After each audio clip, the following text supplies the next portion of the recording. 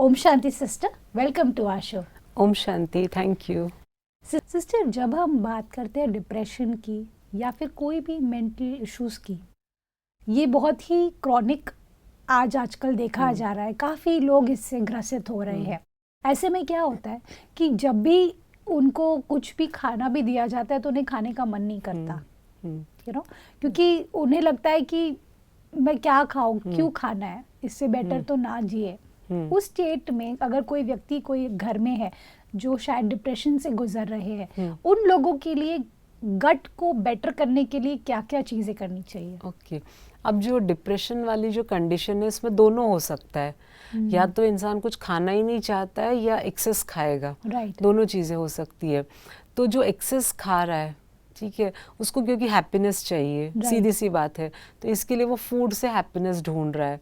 तो हम उस फूड से हैप्पीनेस उसको देने के लिए जंक फूड ना दे करके कुछ हेल्दी चीज़ें, बहुत कुछ, अभी इस पे थोड़ा सा मेहनत करना होगा। जब वज़न बढ़ता है इंसान का तो मेहनत करके उसको घटाना पड़ता है। तो इसमें भी जो बना के दे रहा है उसको फूड, या वो जब खुद बना रहे हैं, तो कहीं ना कहीं बहुत सारे आपको रेसिपीज़ ढूंढने पड़ेंगे जो ऑल्टरनेटिव्स हो सकते हैं उस फूड का। जो एक्सेस आप जो खा रहे हैं, जंक की जगह थोड़ा हेल्दी आप एक्स्ट्रा खा रहे हैं।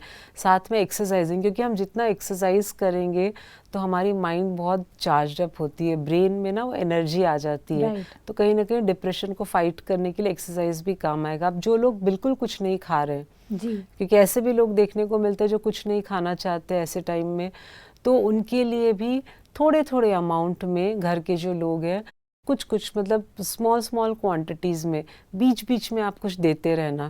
ठीक है, जैसे मैं एक बहुत अच्छा एग्जांपल देती हूँ ऐसे लोगों के लिए, शुगर केन जूस। अच्छा, अब शुगर केन जूस नेचुरल आपने तुरंत सामने निकलवाया, उसमें आप कुछ मसाले, नमक कुछ नहीं ऐड करना, ओनली शुगर केन जूस। ऐसे व्यक्ति को आप पिलाना, बहुत फास्ट इनकी एनर्जी लेवल इंक्रीज होगी। इनका माइंड फ्रेश होगा, इनकी डिप्रेशन कम होगी। क्यों पता है? क्योंकि हमारे लिवर को डिटॉक्स करता है ये शुगर केन जूस। तो कहीं ना कहीं वापस वो पेट वाली बात आ गई, गट वाली बात आ गई। तो जो बिल्कुल कुछ खाना नहीं चाहते उनको रेगुलरली शुगर केन जूस पिलाइए, दिन में 1 बार। सेकेंड, जो लेमन जूस होता है, सिर्फ सिंपल पानी में आपने आधा नींबू निचोड़ा और चीनी मत डालिएगा, कि शुगरी आइटम जितना हो सकता है हम अवॉइड करेंगे। चीनी की जगह पे आप मिश्री, जो मोटी वाली धागे में बंधी होती है, वो वाली मिश्री को पाउडर करके आप डालना, हल्का सा सेंधा नमक और जीरा पाउडर, इतना देना। तो शुरुआत में ये 2 लिक्विड्स आप देते जाएंगे ना, तो इससे बहुत एनर्जाइज्ड फील करेगा वो पर्सन। फिर धीरे धीरे उसको नॉर्मल फूड थोड़े अमाउंट में उसको देते जाना। तो ये सब करते करते, प्रैक्टिस करते करते उसका, क्योंकि हम उसके पेट में अच्छी चीज़ डाल रहे हैं, तो उसका माइंड कहीं ना कहीं थोड़ा बेटर होगा। और फिर वो धीरे धीरे इस डिप्रेशन से बाहर आएगा। बिल्कुल दीदी, जब हम बात करते हैं स्पिरिचुअलिटी की, ये एक ऐसी दुनिया है अपने आप में जिसमें सब कुछ है, एवरीथिंग इज देयर।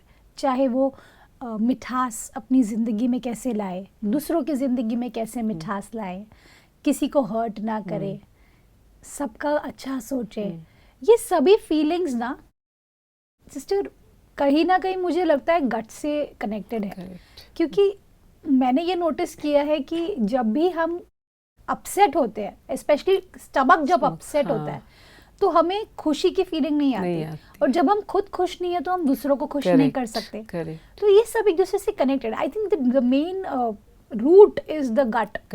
तो एक स्पिरिचुअल पाथ पे भी आगे बढ़ने के लिए या फिर एक खुशनुमा जिंदगी जीने के लिए गट का कितना बड़ा रोल है? बहुत बड़ा रोल है, क्योंकि आज अगर कोई मेडिटेशन करने बैठना चाहता है बहुत दिल से कि मैं कुछ करूं, योग लगाऊं, मेडिटेशन करूं, थोड़ा मुझे अच्छा फील हो, तो वो करने के लिए भी आपका गट जब तक आपको साथ नहीं देगा आप कर नहीं पाओगे। क्योंकि अगर पेट में बहुत हैवी फूड है, तामसिक फूड है, या पेट बहुत ज़्यादा खाली है, तो हमारा कंसंट्रेशन फिर नहीं हो पाएगा, हमें मेडिटेशन हम नहीं कर पाएंगे। तो आप स्पिरिचुअल जर्नी में भी अगर जाना चाहते हो, आप आगे बढ़ना चाहते हो, तरक्की करना चाहते हो, तो गट का बहुत इम्पोर्टेंट रोल है, क्योंकि जैसा फूड आप उस गट में डालोगे वैसे ही आपका माइंड भी काम करेगा, वैसे ही आपके थॉट्स भी आएंगे, सब कुछ कनेक्टेड है। बिल्कुल। तो इसलिए बहुत इम्पोर्टेंट है, जैसे पिछले एपिसोड में भी हम लोगों ने डिस्कस किया था सात्विक फूड का खाना। तो सात्विक मतलब फ्रेश फूड। जितना आप फ्रेश फूड खाते जाओगे तो हम उतना ज़्यादा एक तरह से जिसको कहते हैं ना सेंसिटिव होते जाएंगे दूसरों के प्रति, क्योंकि हमें वो जैसे छोटी छोटी बातें, अब मैं जैसे सपोज एक छोटा सा पप्पी रास्ते से जा रहा है, हाँ, अभी उसको किसी ने पत्थर मार दिया या हमारा ही पैर उस पर लग गया, तो हम जब इनसेंसिटिव होते हैं ना, हमें लगता है क्या एक जानवर ही तो जा रहा है, इससे क्या है, हम बहुत इनसेंसिटिव हो गए, क्योंकि हमारी फूड ही ऐसी है, आसपास की चीज़ों को हम सेंस नहीं कर पाते हैं। तो हम अगर अच्छा सात्विक आहार खाने लगेंगे, हमारा गट खुश रहेगा, हमारा ब्रेन खुश रहेगा, तो हमारे आसपास जो हो रहा है उसमें हम अगर कुछ गलत दिखता है हमारी आंखों के सामने तो हम उसको सॉर्ट आउट करने जाएंगे, ना कि ऐसे ही छोड़ दें कि भाई ठीक है पप्पी को लगा किसी ने पत्थर मारा, इससे मुझे क्या, मेरा क्या जाता है। तो ये छोटी छोटी चीज़ें हैं ना, मेरे ख्याल से इंसानों को समझना बहुत ज़रूरी है। और तरक्की करने के लिए ज़रूरी नहीं कि आप वाइस प्रेसिडेंट ही बनो किसी ऑर्गेनाइजेशन के, इन छोटी छोटी चीज़ों में इंसानियत की तरक्की होती है। बिल्कुल बिल्कुल, this is so beautiful sister. एक और बात, जब हम बात करते हैं प्रोटीन रिच डाइट की, मैंने सुना है कि आजकल बहुत ट्रेंड में है कि हाई प्रोटीन डाइट हमको खाना है या फिर कीटो डाइट करना है, जिसके अंदर ओनली प्रोटीन एंड वेजीज और जो भी उनका कॉन्सेप्ट होता है। तो कहीं ना कहीं प्रोटीन की जो डाइट होती है वो मेंटल हेल्थ पर भी असर डालती है, प्रोटीन रिच डाइट, या हमारे गट के लिए भी सही है? देखो, प्रोटीन रिच डाइट अगर हम देखें तो इंडिया जैसी कंट्री में ज़रूरत नहीं है। हमें कार्बोहाइड्रेट्स की ज़्यादा ज़रूरत है, क्योंकि अगर हम अपना क्लाइमेटिक कंडीशन, हमारा जोग्राफिकल कंडीशन देखें तो हमारे यहाँ गर्मी बहुत ज़्यादा है जी। और हम प्रोटीन जितना ज़्यादा एक्सेस में लेंगे बॉडी की हीट और ज़्यादा बढ़ेगी, नंबर 1।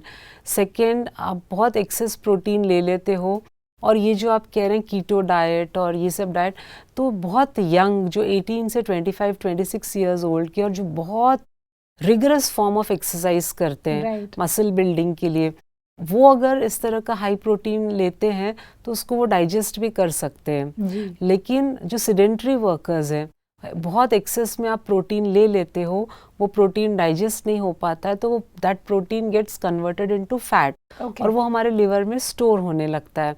दूसरी बात, आयुर्वेद में कहा गया है कि 30-35 साल के ऊपर वालों को बहुत एक्स्ट्रा प्रोटीन लेने की ज़रूरत नहीं है।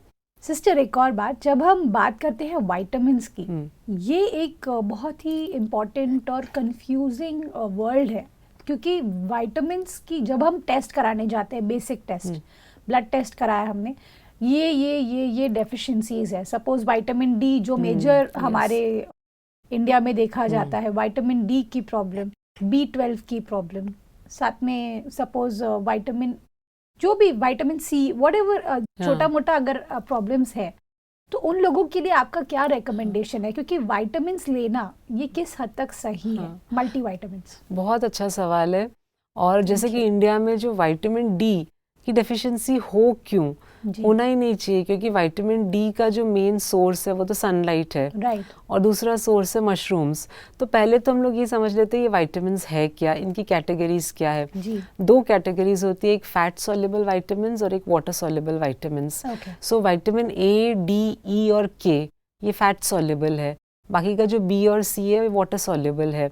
तो वाटर सॉल्युबल विटामिन्स भरपूर मात्रा में हमें मिलता है वेजिटेबल्स एंड फ्रूट्स से। लेकिन फ्रूट्स तो चलो हम वैसे ही खा लेते हैं, और फ्रूट्स खाने वाली पॉपुलेशन बहुत कम है, सब लोग नहीं खाते, क्योंकि अफोर्डेबिलिटी भी हो जाता है, कुछ लोग पसंद नहीं करते हैं। लेकिन वेजिटेबल्स सब खाते हैं, लेकिन वो वेजिटेबल्स हम पका के खाते हैं। तो वाटर सॉल्युबल विटामिन्स जितने भी उस वेजिटेबल में होते हैं डिस्ट्रॉय हो जाते हैं।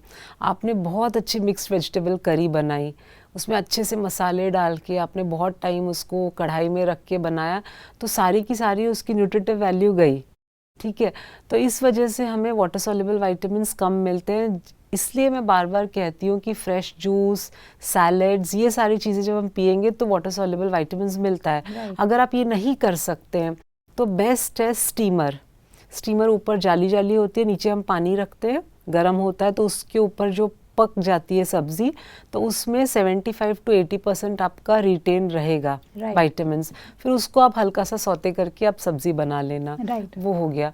और दूसरी बात है कि जो फैट सॉल्युबल विटामिन्स हैं वो हमें काफ़ी मात्रा में मिलता है नॉर्मल फूड से जी। जैसे हम विटामिन ई की बात करें, स्किन के लिए बहुत बेस्ट है विटामिन ई और इम्यून सिस्टम को बिल्ड करने के लिए।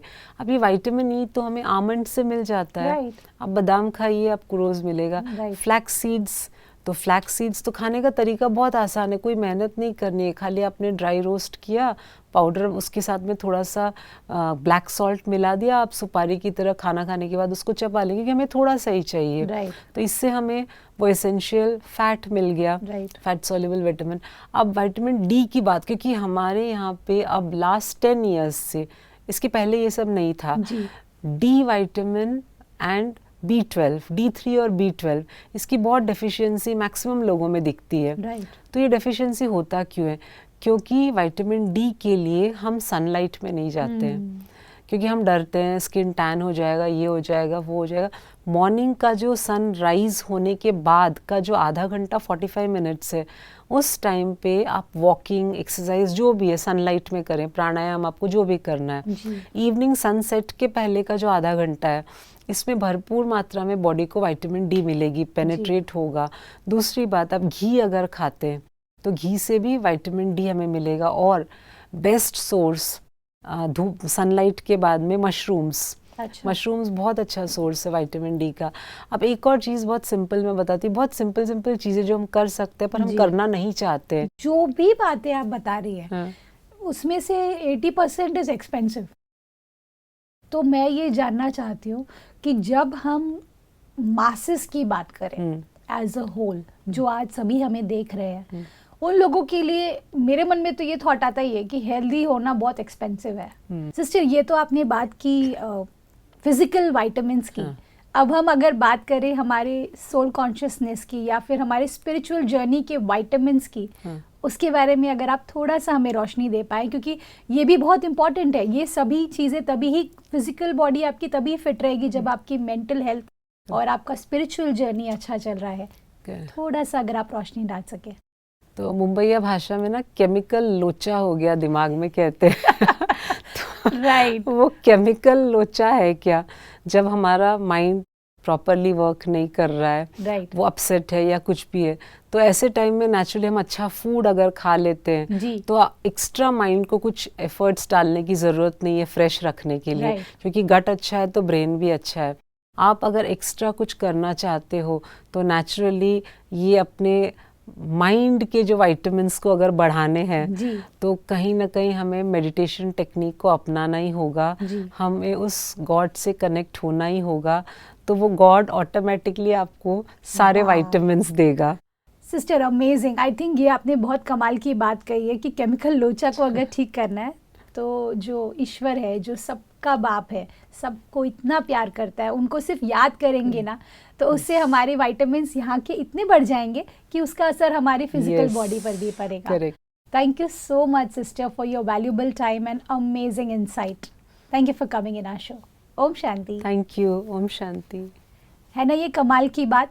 हम आज तक मानते आए विटामिन B12 संभालना है, हमें विटामिन डी संभालना है, कितने सारे विटामिन्स के हम टेस्ट भी कराते आए, पर क्या हमने ये टेस्ट किया है कि हमारे स्पिरिचुअल जर्नी के विटामिन्स या हमारा मेंटल हेल्थ का विटामिन्स हम ले रहे हैं कि नहीं ले रहे हैं?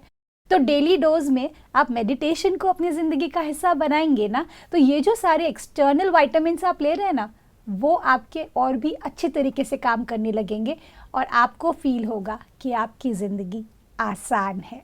इस बात के साथ आज के प्रोग्राम को एंड करते हैं। कल आपसे फिर मिलेंगे आपके ही शो में जिंदगी बने आसान। ओम शांति। अधिक जानकारी के लिए संपर्क करें जिंदगी बने आसान, Brahma Kumaris Godlywood studio, Shantivan, Abu road. Call 8094913 487।